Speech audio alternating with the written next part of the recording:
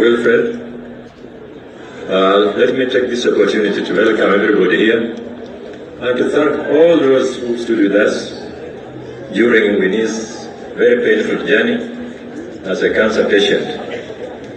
I also want to thank citizens of the Royal Media Services, because you know, when we decided to take Winnie, so Winnie prepared a video and she sent it out. We were able to raise enough money to start treatment, so we flew her to Turkey with the mother as the caregiver. And when they were in Turkey, a week after they arrived in Turkey, Lulu Hassan is a very, very special person. She took advantage of her program, Shajara, and said she was going to use that program to make an appeal on our behalf. And indeed, Lulu, maybe you don't know, after that program, we were able to raise enough money for you to be treated and to pay rent in Turkey, to pay for medicines, thanks to Lulu's effort. So I just want to thank the entire Royal Media, because when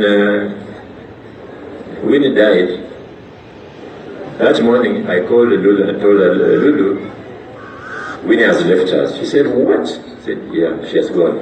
She asked me, can I tell Rashid, her husband? I said, please tell him, because it's fine. She's gone, there's nothing to hide. So when she told Rashid that Winnie had died, and I think Rashid asked her to ask me, is it okay if we were again able, plus what we had as a family, to take Winnie back to Turkey? But she was never to come back alive. Her mother has already said much about Winnie, but Winnie was a very special person. I've never seen a human being so talented like Winnie. Winnie was a tailor. I didn't know that she was a tailor. She should make dresses. But when they formed that band, Jukwa, the band, they used to wear one uniform per day. So they'd come back, her, Vicky and Julie, come back at night from their gig, and Winnie had a sewing machine. So the whole night, her bedroom was next to ours. We couldn't sleep because the machine was running. She was making dresses. They are sleeping. When you come in the evening, they are going to work. They come back again, tomorrow they are going to wear another dress. The machine is again running. So I asked Winnie, where did you learn to make dresses? She said, don't worry, I went to school. So that's one talent Winnie had. Winnie was a furniture maker. Very few women, even if they have that knowledge, would do what we used to do with our own hands. She would make very beautiful beds. The bed on which I slept in Mombasa was made for me by Winnie, using her own hands. The dining table that I used was made by Winnie, and many other things. When she came back from Turkey the first time, she told her mother, I've seen your shop, it's very bare and it looks very disorganized, I'm going to arrange it. She told me she's going to make something called a floating what?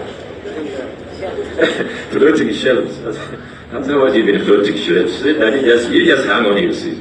And indeed, when we went to town, she bought a drill and an electric saw. And within 2 days, she had made some very, very beautiful shelves in the shop. Winnie was a cake maker, a baker. She would make very beautiful cakes. I'm going to miss my fruit cake, because she told me that you don't need to eat cakes made with the sugar. I'll make one using a fruit, and it will taste exactly like the one mixed with sugar. That's another talent. Winnie was a musician. She has such a beautiful voice, and at times I used to sing with them, because I liked singing also, and I enjoyed being in their company. Winnie was also an actress. You all, I don't have to belabor that point. You saw what she did in Sultana. But Sultana was just the tip of the iceberg. She had done many others before, that maybe that time she was not very well known. So I have lost a friend. I have lost a very, very dear friend, a confidant, a stickler to neatness, a stickler to cleanliness. Our house is all white. Sometimes we even fear to sit on the seat.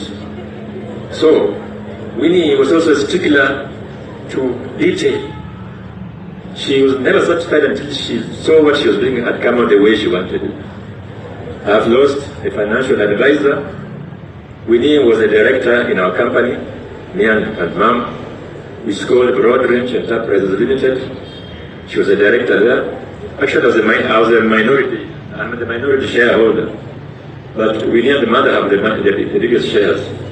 And that company is involved in making, adding value to products like cashew nuts, ground nuts, sim. It's based in Mombasa, and it's doing very well thanks to Winnie's advice. Winnie pushed me to do things I could not do, but because she's a kid to me and she's advising me, I took her advice very seriously. And when I did that, I succeeded in whatever I was doing. Winnie, before she passed, she had told me that you are driving a very old car. Why did you sell it and buy another one? I said, Winnie, if I sell this car, the money I will get you to buy a new car. I said, don't worry, then hang on it a bit. Let me make some money and buy a new car. So that was the deal we had struck. Now I missed that car. Winnie told me that you are struggling to build your house in Mumias, but we have property in Kilifi. Don't worry, I'm going to put up a holiday home for you in Kilifi, so that you can, when you retire, you can be alternating. Sometimes you're in Mumias, sometimes you're in Kilifi, in your old age.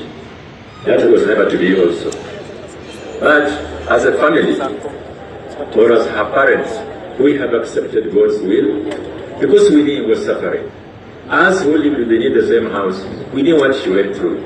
So initially it was a big shock for us to lose a daughter because it was our hope that she would take care of us in our old age and that she would marry us.